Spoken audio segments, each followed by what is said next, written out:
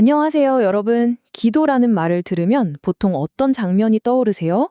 아마 많은 분들이 무언가를 간절히 비는 모습을 상상하실 텐데요. 오늘 어쩌면 그 생각이 완전히 뒤바뀔지도 모릅니다. 우리가 늘 알던 그 기도의 개념을 한번 새롭게 정의해 보겠습니다. 자, 이 질문 한번 보세요. 그저 빈다고 용서받을 수 있을까요? 이게 바로 오늘 우리가 파고들 이야기의 핵심입니다. 그냥 말로만 빈다고 해서 정말 모든 게 용서되고 또 해결될 수 있는 걸까요? 한번 깊이 들어가 보시죠. 오늘 우리는 이 새로운 관점을 크게 5단계로 나눠서 살펴볼 건데요. 먼저 전통적인 비는 기도가 뭔지 알아보고, 그 다음엔 새로운 시대의 새로운 방식, 그리고 기도는 자기 성찰이라는 개념, 나아가 우리의 행동 자체가 기도라는 놀라운 생각까지, 마지막으로는 진정으로 속죄하는 법은 무엇인지 하나씩 따라와 주시면 되겠습니다. 자, 첫 번째 파트입니다. 비는 기도. 이 원본 자료에서는 왜 기존의 이 전통적인 기도 방식에 의문을 제기하는지 그 이야기부터 한번 시작해 볼게요. 맞아요. 우리가 보통 기도라고 하면 교회에 가든 절에 가든 아니면 어디 깊은 산속에 들어가서든 뭔가 간절히 원할 때 도와달라고 비는 거, 그걸 기도라고 생각해 왔잖아요. 근데 있잖아요. 이 자료에서는 이런 전통적인 접근법을 아주 직설적으로 표현합니다. 뭐라고 하냐면요. 이건 무식한 기도다. 더 이상 우리 시대에는 맞지 않는 그냥 과거의 유물일 뿐이다. 라고 아주 단호하게 선을 긋고 있습니다. 이 표를 보시면 그 차이가 정말 확 와닿으실 거예요. 왼쪽이 이제 과거의 방식이죠. 그냥 빌고, 애원하고, 무릎 꿇고, 어떻게든 내 이득만 챙기려는 모습입니다. 그런데 오른쪽, 미래의 방식을 보세요. 당당하게 살고 서로를 존중하며 뭔가 의미 있는 일을 하는 것. 이건 거의 생존을 위한 몸부림에서 존엄한 삶으로의 완전한 패러다임 전환이라고 할 수 있겠죠. 좋습니다. 그럼 이 과거의 방식을 넘어서 우리가 맞이할 새로운 시대는 과연 어떤 모습일까요?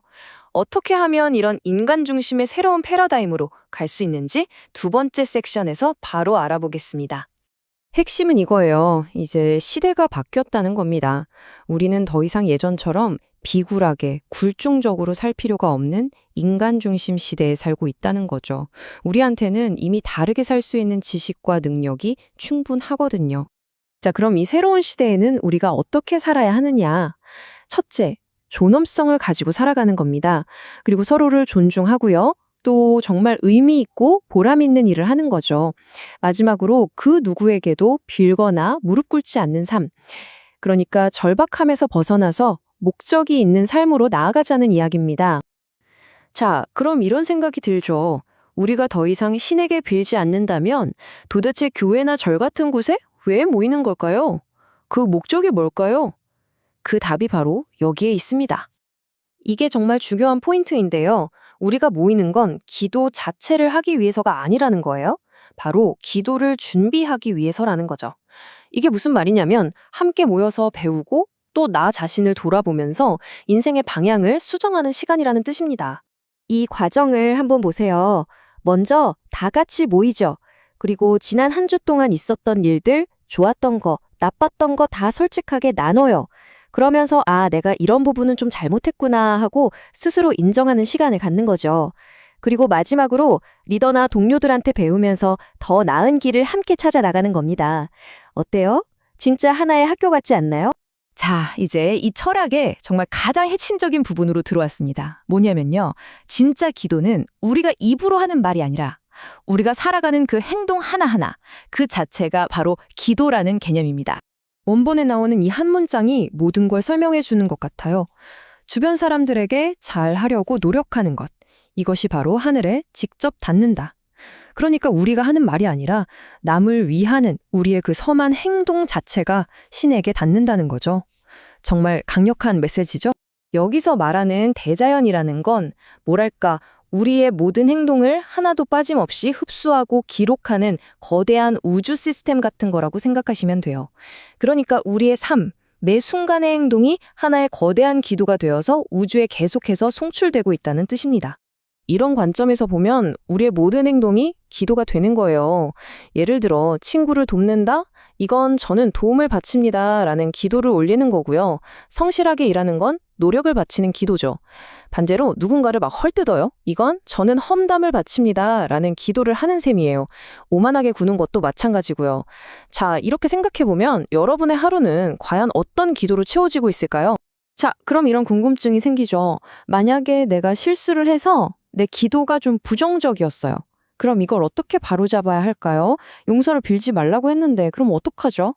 보통은 미안해라고 말부터 하려고 하잖아요. 근데 자존심 때문에 아니면 그냥 습관이 돼서 그 말이 잘 안 나올 때가 많죠.